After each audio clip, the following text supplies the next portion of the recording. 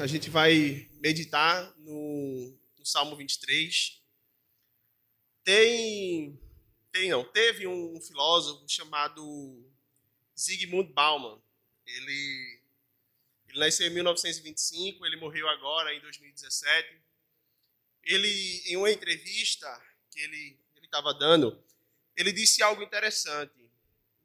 Ele disse que a incerteza é a única certeza que nós temos. Ou seja, a única certeza que nós temos na vida presente, no que diz respeito às coisas desta vida, às coisas materiais, a nossa saúde, etc. A única certeza que nós temos é a incerteza.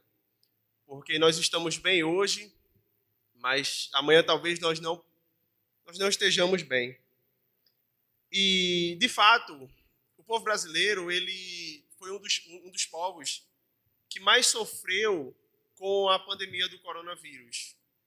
A morte, muitos morreram, muitos perderam emprego, a economia do país ela foi muito afetada, muitos tiveram problemas com a saúde psicológica, emocional. E é difícil encontrar alguém que não teve a vida afetada, a vida mudada com essa pandemia.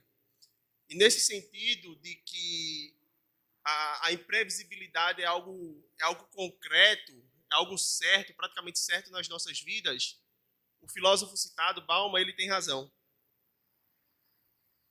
E o pastor, juntamente com o conselho, ficou decidido que iria, na volta da escola bíblica, meditar e estudar sobre a providência de Deus. A providência de Deus, essa foi uma atitude muito sábia do pastor e do conselho, porque diante do caos que o mundo está vivendo, esse é um tema que é extremamente necessário nós estudarmos e nós entendermos. Porque se nós descartarmos do nosso conceito teológico, da nossa compreensão bíblica acerca da verdade, a providência de Deus, nós vamos cair em muitos erros que os homens deste século, os homens deste mundo, eles caem. Eles excluem Deus da equação. Eles excluem Deus de suas vidas. Porque eles acreditam que talvez haja um Deus, mas é um Deus que não atua na vida humana e, mais especificamente, não é um Deus que atua na vida dos seus filhos. Sem mais enrolação, vamos para o Salmo 23.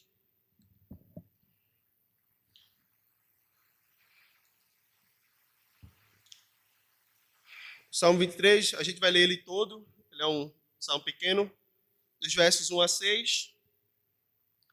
Assim diz a palavra de Deus. O Senhor é o meu pastor, nada me faltará.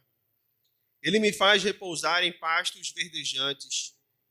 Leva-me para junto das águas de descanso. Refrigera-me a alma. Guia-me pelas veredas da justiça, por amor do seu nome. Ainda que eu ande pelo vale da sombra da morte, não temerei mal nenhum, porque tu estás comigo. O teu bordão e o teu cajado me consolam. Preparas-me uma mesa na presença dos meus adversários. Unges minha cabeça com óleo, o meu cálice transborda. Bondade e misericórdia certamente me seguirão todos os dias da minha vida, e habitarei na casa do Senhor para todo sempre. Entender e aceitar a doutrina bíblica da providência de Deus, ela é fundamental não só para pastores, teólogos, professores de escola bíblica, mas ela é fundamental para todo cristão que faz parte do corpo de Jesus. Porque se nós não entendermos a doutrina bíblica da providência como ela deve ser entendida, nós podemos cair em alguns erros que as pessoas que não são tementes a Deus, aqueles que não são cristãos, costumam cair. 4 erros comuns são comuns daqueles que não creem na doutrina da providência bíblica. O primeiro deles é o deísmo. O que é que o deísmo diz? Que Deus deu corda no mundo, Deus criou todas as coisas e foi embora. Deus não atua mais no mundo. O mundo segue um curso da imprevisibilidade. O segundo erro comum que as pessoas cometem por não entenderem ou não crerem na doutrina da providência é o panteísmo. O panteísmo vai pregar que o mundo é uma extensão do ser de Deus, que Deus não é tão transcendente como a Escritura afirma que ele é. O terceiro erro é o acaso. As pessoas vão atribuir ao acaso os acontecimentos do mundo, os acontecimentos da história, porque não creem na providência bíblica, na doutrina da providência bíblica. E o quarto e último erro que muitos costumam cair por não entenderem ou não crerem na doutrina da providência bíblica é no determinismo. É acreditar que tudo o que tem que ser, será, independente da vontade humana. E todos esses quatro erros são erros que a Escritura veementemente condena, descarta e exorta que aqueles que professam a fé em Jesus descartem. Nós podemos definir a doutrina da providência bíblica. Eu gosto de definir da forma que o teólogo americano Wayne Grudem define. Ele diz que a doutrina da providência bíblica é basicamente a definição. Deus preserva a criação em suas características, Deus coopera com a criação e Deus age na criação para que todas as coisas sigam de acordo com o seu propósito. E tomando essa definição, a gente vai meditar um pouco naquilo que o Salmo 23 tem a nos dizer. Porque se Deus é aquele que está no controle sobre todas as coisas, como vamos ver a providência divina no Salmo 23? Diferentemente do que a gente vê em outros versículos e em outros capítulos da Escritura, o Salmo 23 ele não vai abordar a providência divina no âmbito universal. Deus é o governador supremo do mundo. Contudo, no Salmo 23 nós vamos ver a providência divina do trato de Deus com o seu filho, no trato de Deus com o seu rebanho. A providência de Deus agindo no âmbito pessoal. Então a providência ela vai dizer basicamente, no Salmo 23, que Deus não providencia apenas o sustento básico, sustento elementar na vida de cada um de nós, como o pão, como a vestimenta, como a bebida, mas também declara que a proteção e até mesmo o descanso para a alma, Deus provê. É isso que o Salmo 23 diz. Nós podemos dividir esse salmo como ele se divide. Nas duas metáforas. Na primeira, do pastor e a ovelha, e na segunda metáfora, do convidado e do anfitrião. Então, em primeiro lugar, na metáfora do pastor e da ovelha. Essa é uma das melhores analogias que a Bíblia utiliza para falar do cuidado de Deus para com o seu povo, para com os seus eleitos. Porque o que é que o pastor faz? Pastor mesmo, da profissão. O pastor, ele cuida da ovelha, ele alimenta a ovelha, ele protege a ovelha, ele disciplina a ovelha. Tudo que a ovelha necessita para sobreviver, o pastor provê. E a analogia utilizada pelo escritor bíblico, por Davi, nesse texto, é perfeita. Davi, que escreveu esse texto, antes de se tornar rei em Israel, ele era pastor de ovelhas. E ele, melhor do que ninguém, entende perfeitamente essa relação de pastor e ovelha e do cuidado de Deus para com o seu povo. É por isso que esse salmo não inicia de uma forma aleatória. Davi não vai iniciar o salmo de uma forma aleatória, de uma forma qualquer. Mas ele inicia com: o Senhor é o meu pastor e nada me faltará. Talvez essa seja a frase mais conhecida de toda a história. Cite, vá na rua, pergunte a alguém, cite um versículo bíblico, mesmo para descrentes, e talvez eles citarão esse: o Senhor é o meu pastor e nada me faltará. E o que isso significa?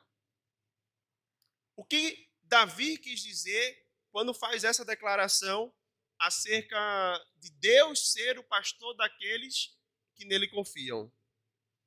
Em muitos círculos, principalmente no Brasil, a Escritura, a Bíblia, ela é mais conhecida pelo que ela não diz do que pelo que ela diz. A Escritura e a interpretação dela foi tão deturpada que as pessoas acreditam em algo que a Escritura nunca declarou. Até mesmo na interpretação de versículos bíblicos, como por exemplo, Mateus 6, 33. As pessoas dizem: buscai em primeiro lugar o reino de Deus e a sua justiça, e todas as coisas serão acrescentadas. Mas o texto não fala todas as coisas. Mas as pessoas colocam todas as coisas lá para satisfazerem as suas necessidades e os seus sonhos, porque eles julgam: eu vou ler a Bíblia, eu vou me santificar, eu vou para a igreja, eu vou fazer isso, aquilo e aquilo outro, e todos os meus sonhos vão se realizar. O carro, a casa, o emprego dos sonhos, o casamento perfeito, os filhos abençoados. Mas o texto, como todos nós sabemos, não fala disso. O texto fala que quando buscamos em primeiro lugar o reino de Deus e a sua justiça, as nossas necessidades básicas serão supridas. E o Salmo 23, ele não escapou da má interpretação das pessoas. Porque eles também fazem uma analogia simples, dizendo: o Senhor é o meu pastor, eu confio nele, nada me faltará. Eu vou ter tudo aquilo que eu desejar, eu vou ter tudo aquilo que sonhar. Por quê? Porque o Senhor é o meu pastor. Mas o texto está dizendo isso? O texto dá a entender isso? O que é que o salmista fala nos versos seguintes? O Senhor é o meu pastor, nada me faltará. Ele me faz, ele me faz, ele me faz. O que é que não vai faltar na vida do salmista? Ele diz em seguida: o Senhor é o meu pastor. A interpretação correta, a forma de entender correta: o Senhor é o meu pastor. E porque Ele é o meu pastor, eu não sinto falta de nada. Porque tudo aquilo que eu não tenho, eu não preciso. Porque eu encontro a minha satisfação em meu pastor. Paulo talvez seja aquele que melhor definiu esse versículo, quando ele escreve em Filipenses, capítulo 4, versos 12 e 13. Ele diz: sei o que é passar necessidade e sei o que é ter fartura. Aprendi o segredo de viver contente em toda e qualquer situação, seja bem alimentado, seja com fome, tendo muito ou passando necessidade. Tudo posso naquele que me fortalece. O Senhor é o meu pastor e nada me faltará. O Senhor é o meu provedor e eu não terei falta de nada, porque tudo o que eu tenho, tudo o que eu sou e tudo aquilo que eu posso ser, eu encontro nele, não nas coisas desse mundo, não nos sonhos que eu tenho ou o que quer que seja.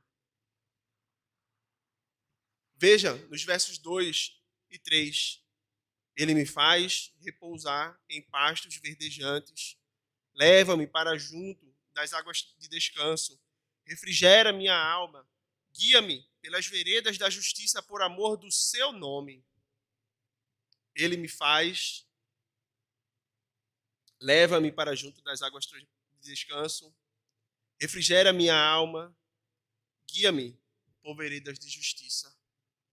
É o pastor que está agindo ativamente na vida da ovelha. É ele, é ele, é ele.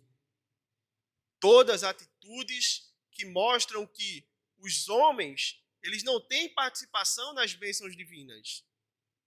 Embora possamos encontrar em muitos lugares, em muitas igrejas, pessoas afirmando que o homem tem participação nas bênçãos celestiais, Davi é claro em dizer e em declarar: é Ele quem faz todas as coisas. Nós apenas recebemos. No final do verso 3, nós vemos a motivação com a qual ou pela qual o Senhor faz todas as coisas.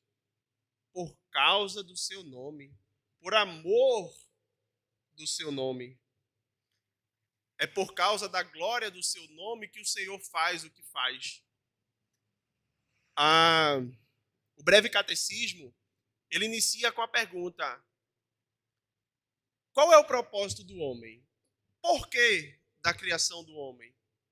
Para glorificar a Deus, para gozá-lo, para viver para alegrá-lo. Calvino, em seu comentário desse salmo, ele vai escrever: Deus, em nenhum aspecto, deixa carente o seu povo, visto que o sustenta com seu poder, o revigora e o vivifica, e desvia dele tudo quanto é prejudicial, para que ele possa andar por veredas confortáveis, em plenura e retitude. Deus, em sua bondade, ele supre-nos de tudo o que necessitamos, não só nas coisas relacionadas a alimento, vestimenta e outras coisas mais, mas também para a nossa proteção e para o nosso descanso. Mas mesmo habitando com o Senhor, mesmo o Senhor estando conosco, não significa que passaremos por dias tranquilos durante a nossa peregrinação. Uma das coisas que mais me fascina no ministério do Senhor Jesus Cristo é que ele nunca se preocupou em amenizar a mensagem aos seus discípulos. Ele batia e batia pesado. E ele sempre declarou: olha, se vocês querem me seguir, há uma cruz a ser tomada. Vocês que estão me seguindo, os homens odiarão você por causa do meu nome. Então, a Bíblia declara claramente que aqueles que estão com Cristo serão perseguidos e sofrerão por causa do nome de Cristo. Por isso Davi vai escrever no verso 4: ainda que eu ande pelo vale da sombra da morte, não temerei mal nenhum, porque tu estás comigo. O teu bordão e o teu cajado me consolam. Os estudiosos da gramática hebraica dizem que essa expressão, vale da sombra da morte, ela é uma expressão de difícil tradução, que ou o vale mais sombrio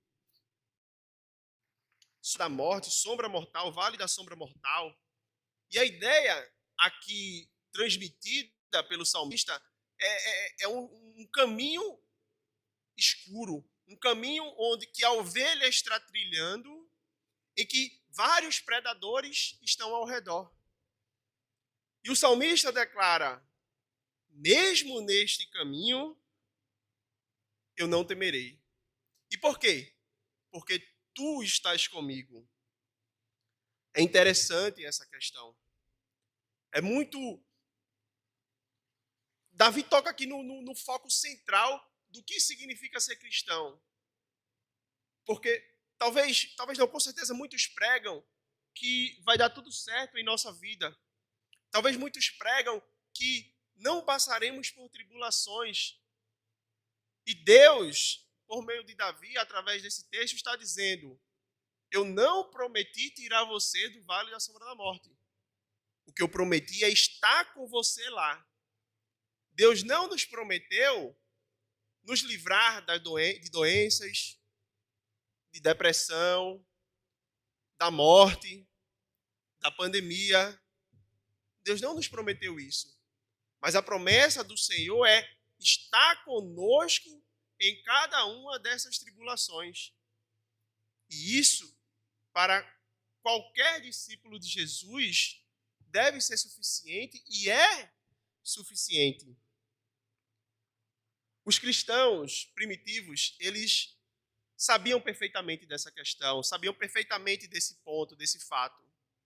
Por exemplo, Policarpo, antes de ser queimado, antes de ser preso e sentenciado à morte, ele disse: não é preciso prender-me com pregos, pois aquele que me dá forças para suportar o fogo também me fará permanecer na fogueira sem querer fugir. Romano, depois de sofrer torturas terríveis, ser esfaqueado, esbofeteado, ficar todo inchado, ele vai dizer acerca ou contra os seus inimigos: eu lhes agradeço, eu lhe agradeço ao prefeito por ter aberto em mim muitas bocas com as quais eu posso pregar Cristo, meu Senhor e Salvador. Veja, cada ferida que eu tenho é uma boca louvando e cantando a Deus. Sofrimento, perseguição, dores. Podemos e talvez iremos passar, cada um com a sua cruz. E a promessa de Deus talvez não seja livrar, mas com certeza está conosco. Em segundo lugar, nesse texto, nós vemos a outra analogia. A analogia do convidado e do anfitrião. Verso 5, preparas-me uma mesa na presença dos meus adversários. Unges minha cabeça com óleo, o meu cálice transborda. Nós podemos ver aqui a imagem de um grande banquete, onde Deus preparou esse grande banquete para Davi. E Deus livrou Davi de seus inimigos, e os inimigos de Davi estão diante dele, apenas vendo e observando as coisas boas que Deus lhe fez. A cabeça ungida e o cálice transbordante são figuras que falam da bênção abundante de Deus sobre o salmista. Tudo isso tem como causa o que é dito em seguida: bondade e misericórdia certamente me seguirão todos os dias da minha vida, e habitarei na casa do Senhor para todo sempre. Deus prometeu dar a Davi e a cada um de nós aquilo que Davi não merecia: a bondade. Deus prometeu dar a Davi aquilo que Davi não merecia: misericórdia. Semelhantemente, a cada um de nós.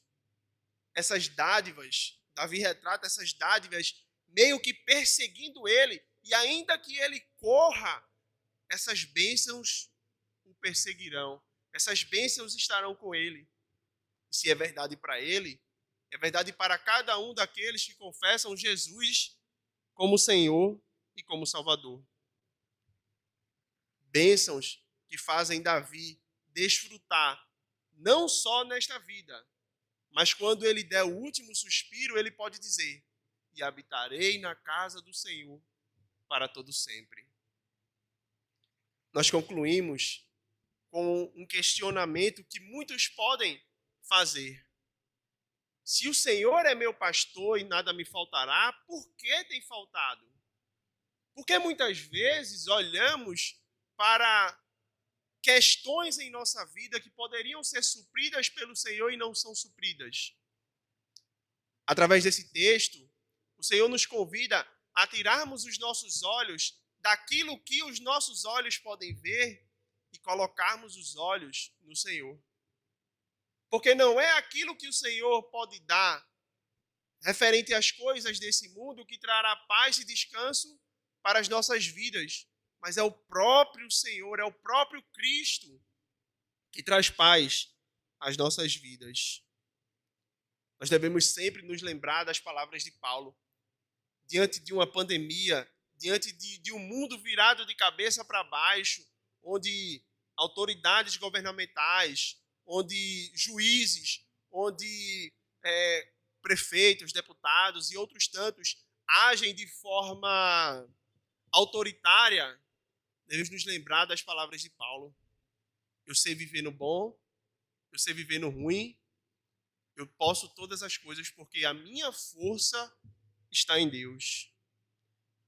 O refrão de uma canção de uma banda chamada Projeto Sola, o nome da canção é Salmo 23, e ele diz isso: se o Senhor é meu pastor, aquilo que eu não tenho, eu não preciso.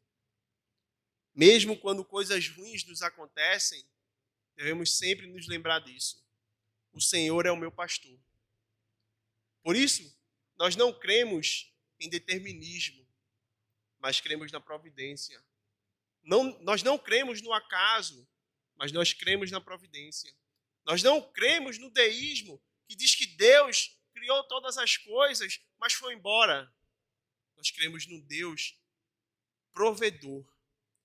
Nós não cremos no panteísmo, que diz que Deus é só uma extensão da criação. Nós cremos no Deus transcendente. Nós cremos no Deus que, antes de dizer haja luz, já havia estabelecido um plano no qual ia prover todas as coisas, desde físicas, materiais e espirituais, para a minha e para a vida de cada um daqueles que confessam Jesus como Senhor. Pensem nisso. O plano de Deus, a planilha, tudo o que tem que acontecer na minha e na sua vida, vai acontecer segundo o plano de Deus. E se nós cremos e confiamos em Jesus como o Senhor, tudo nos irá bem, ainda que nessa vida tudo possa ir mal. Amém? Deus abençoe.